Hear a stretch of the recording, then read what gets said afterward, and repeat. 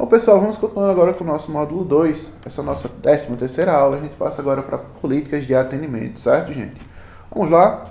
Bom, políticas de atendimento é aquele conjunto de ações governamentais e não governamentais que tem as seguintes linhas. E elas têm também algumas diretrizes, mas primeiro a gente vai para as linhas.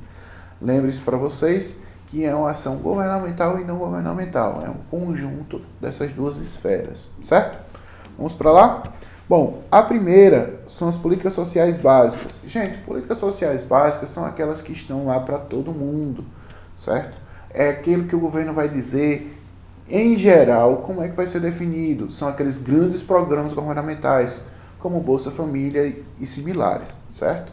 Vamos lá?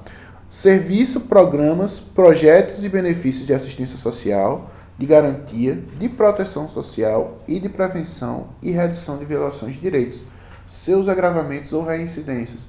Gente, aqui a gente vai tratando algo bem específico. São aquelas violações de direitos que estão ocorrendo. E aqui vai ter muito uma regionalização.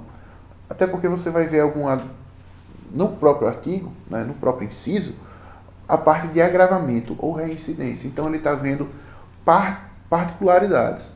Aqui a gente vai estar aquele programa que está acontecendo, por exemplo, crianças de rua, prostituição infantil, trabalho infantil, tudo vai estar sendo prevenido e reprimido aqui. Tanto que é prevenção, agravamento e reincidência. Certo, gente? Vamos lá? Serviços especiais de prevenção e atendimento médico e psicossocial às vítimas de negligência, maus tratos, exploração, abuso, crueldade e opressão. Gente, aqui você vai ter aquela criança que já sofreu alguma coisa e precisa de um programa de assistência social, um acompanhamento psicológico, saber o que é que está acontecendo na vida dessa criança e como a gente pode melhorar, certo? Para evitar com que o dano que ela já sofreu seja maior durante a vida dela. Vamos continuando para o próximo. Serviço de identificação e localização de pais responsável, crianças e adolescentes desaparecidos. Gente, aqui é para os dois lados, lembre-se disso. Se houver alguma pergunta na prova. É um serviço de localização tanto para uma criança que está perdida, chega à polícia e diz, olha, estou perdida, eu quero encontrar meus pais, ou os pais que perderam seus filhos e chegam para a polícia, olha, eu perdi meu filho, ele foi sequestrado, ou não sei onde ele está, e eu queria entrar nesse programa lá para procurar meu filho. É para ambos os sentidos, certo? Vamos lá. Proteção jurídico-social por entidades de defesa dos direitos da criança e do adolescente. Bom, isso aqui é uma proteção jurídica e social dessas sociedades, dessas entidades, certo? Essas entidades elas precisam ser protegidas, não só por causa da criança, e elas precisam de direitos próprios. Vamos para o próximo. Políticas e programas destinados a prevenir ou abreviar o período de afastamento do convívio familiar e garantir o efetivo exercício do direito à convivência familiar de crianças e adolescentes. Gente, são aqueles programas que vão ressocializar ou recolocar a criança, socializar é um termo penal, recolocar a criança numa família, né? Tanto abreviar o período que ela passa longe da sua família que teve algum problema, tanto quanto colocar a criança numa família substituta, caso não seja possível ela entrar na família, voltar para a sua família original, certo? E por fim, campanhas de estímulo ao acolhimento sob forma de guarda de crianças e adolescentes afastados do convívio familiar e adoção, especificamente interracial de crianças maiores ou adolescentes com necessidades específicas de saúde ou com deficiências de grupos de irmão, certo? Aqui esses programas são acolhidos desse pessoal que está necessitado ser afastado. O primeiro é abreviar o período de afastamento e aqui é acolher a criança já afastada, certo? Nesse caso, aqui a gente vai ter uma ênfase a pessoas com etnias de minoria, né, com necessidades de saúde, né, com deficiências de saúde, Ou grupos de irmãos, ou crianças maiores, um pouco maiores, mais velhas, que são aqueles grupos e que, em geral, são mais difíceis de ser adotados, certo?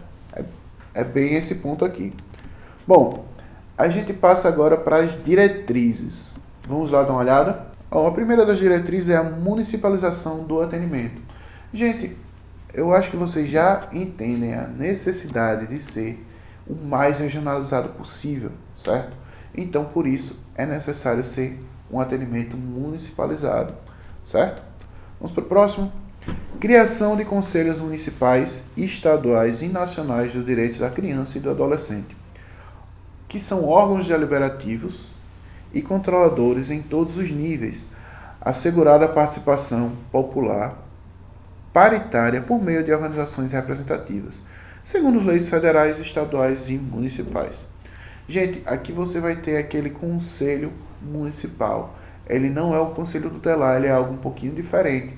Ele vai servir lá para fiscalizar aquelas entidades de acolhimento, tá certo, gente?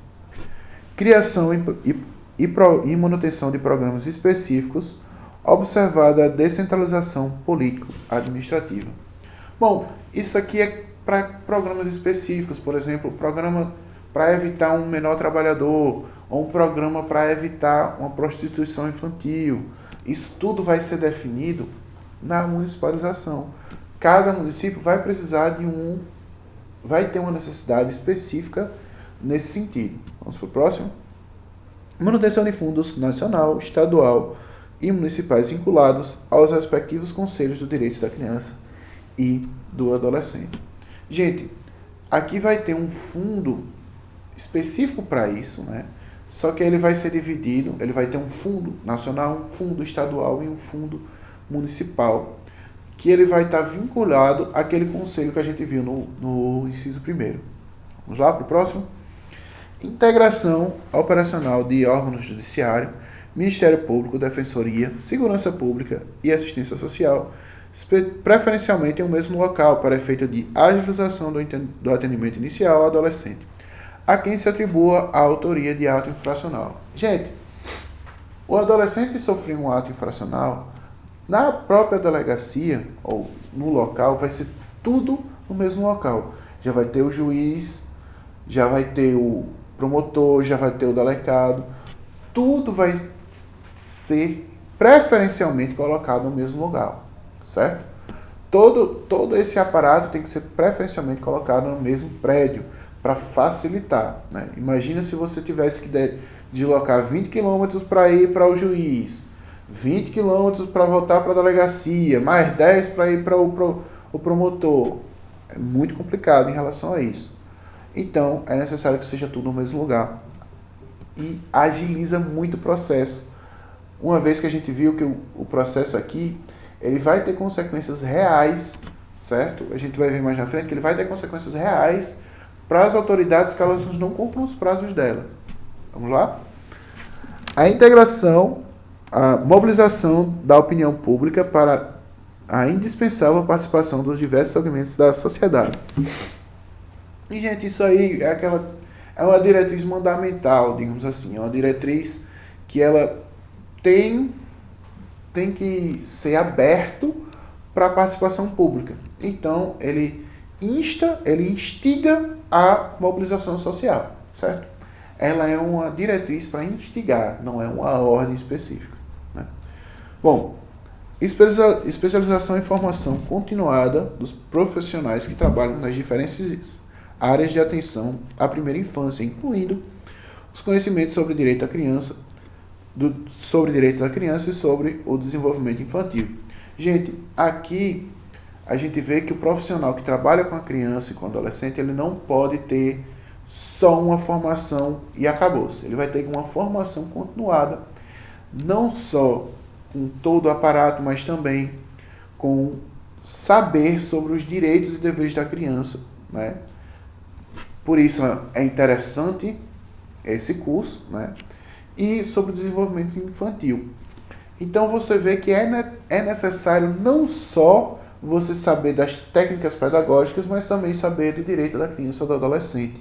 É uma necessidade a formação continuada. Vamos para o próximo. Realização e divulgação de pesquisas sobre desenvolvimento infantil e sobre prevenção de violência. Gente, aquelas velhas pesquisas que às vezes saem nos jornais, no Jornal Nacional, na televisão, sobre aquelas... quais estados estão mais desenvolvidos aqui na parte infantil, as melhores escolas.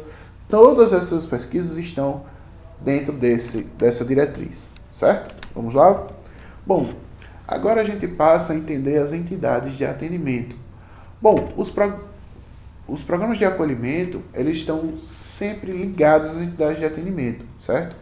Elas são entidades governamentais ou não, destinadas a atender a criança ou adolescente que estiver em situação de risco pessoal ou social, certo? É aquela criança que vai ter seus direitos violados e ela vai precisar ser atendida num local específico, certo, gente?